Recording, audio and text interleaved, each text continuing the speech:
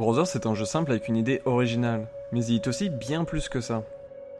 Développé par le studio suédois Starbreeze Studios et édité par 505 Games, le jeu est sorti en 2013. Bon, je dis 505 Games comme je dis Blink 182, vous n'êtes pas obligé de faire pareil. À la recherche d'un médicament pour leur père, Naï et Naya vont traverser le monde et faire face à de nombreuses épreuves.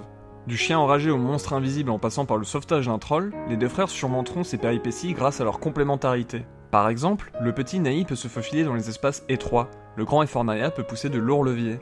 Le tout se déroulant dans un monde fantastique à l'inspiration nordique. Mais ce qui va nous intéresser ici, c'est la façon dont sont contrôlés les personnages. On incarne les deux frères simultanément.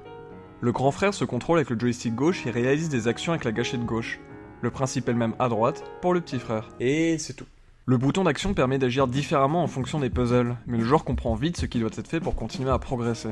Par exemple ici, on comprend que Naï n'ose pas nager, suite au traumatisme de voir sa mère se noyer. Il faut donc placer Naya dans l'eau, puis déplacer Naï vers son aîné, avant d'actionner la gâchette pour s'accrocher à lui. Et si le joueur ne voit pas quoi faire, bah y a qu'un seul bouton d'action. Le champ des possibles est plutôt réduit. Les personnages parlent dans une langue inconnue, mais le joueur comprend rapidement ce qui est dit, grâce au body language, aux intonations et aux objets qui peuvent être montrés. Autre économie d'effort, le jeu s'occupe d'orienter la caméra pendant qu'on déplace les personnages. Tout ça laisse ce qui est essentiel, la relation entre les deux frères et le rapport que le joueur entretient avec eux. Motivés par la volonté de sauver leur père, les deux frères dépendent l'un de l'autre pour surmonter des périls dont ils ne seraient jamais venus à boussole. Naya, c'est ma main gauche. Je le mets à gauche de l'écran quand je le déplace avec Naï. Mes deux mains incarnent chacune un frère et se coordonnent pour continuer l'aventure. Pour celles et ceux qui n'auraient pas fait le jeu et qui sont potentiellement intéressés, sachez qu'il dure 2 à 3 heures, qu'il coûte 15€ quand il n'est pas soldé, et qu'il se joue à la manette. Si je vous dis ça, c'est parce que je vais salement spoiler la fin. Une belle fin qu'il serait dommage de connaître avant de faire le jeu. Vous êtes prévenus.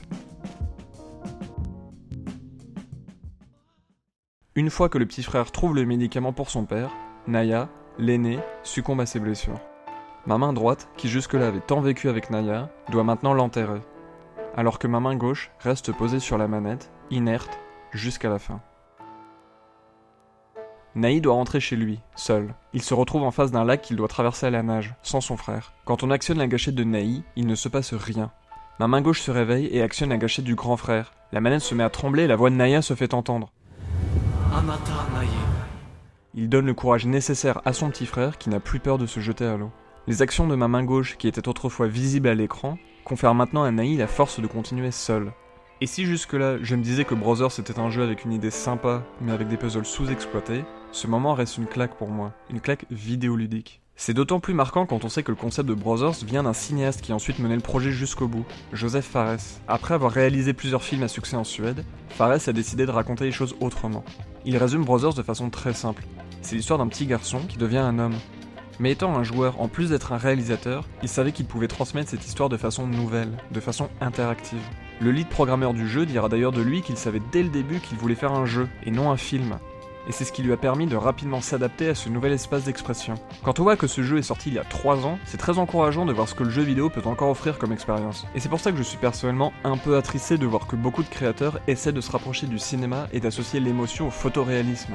Comme si le nombre de polygones était le seul vecteur d'empathie, ou que les 60 fps 1080p allaient faire verser plus de larmes lors d'une cinématique digne d'un téléfilm qui met en scène des personnages sans saveur.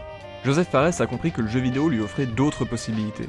Il a su utiliser la manette pour servir son propos et transmettre des émotions grâce au gameplay. Un réalisateur qui donne une leçon à toute une partie de l'industrie du jeu vidéo, bravo. Et apparemment, Joseph Fares a encore des choses à dire et continue d'explorer le médium. Après avoir fondé Hazelight Studio en 2014, l'équipe nous prépare un nouveau jeu pour 2017. Personnellement, je suivrai ça de près.